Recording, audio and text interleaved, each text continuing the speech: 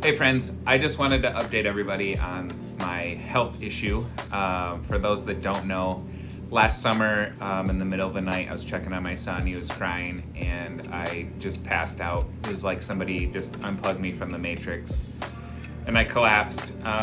We went to the ER and after some tests, EKG and everything, the doctor diagnosed me with Wolff-Parkinson-White syndrome,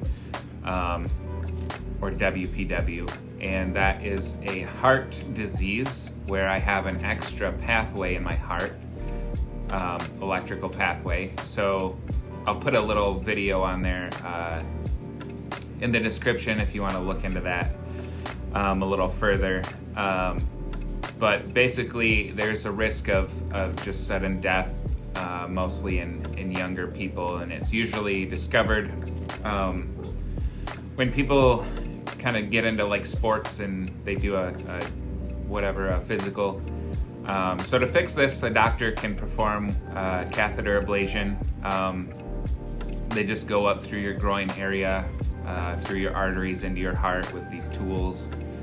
And so yesterday I went to the doctor after like 5 months of waiting, and after about an hour of the doctor trying to get my heart into SVT, which is a super rapid heart rate, which starts from the bottom of your heart, it was unsuccessful. So they had to move on to the mapping of my heart to find where that extra pathway was, and they found that it was too close to the AV node, which put the procedure at high risk. He said that I could possibly have a pacemaker if we went through with it.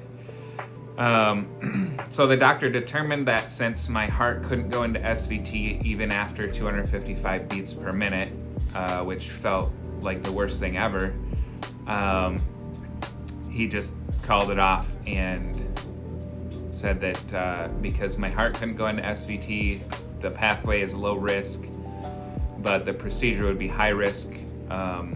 They just took out all the tools from my heart, and I'm sitting here today.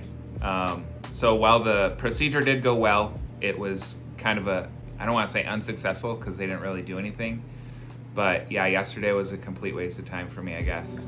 It's funny because I would always check my ECG on my watch, on my Apple Watch, and I'd be like, oh wow, mine's like kind of different than everybody's. That's really neat.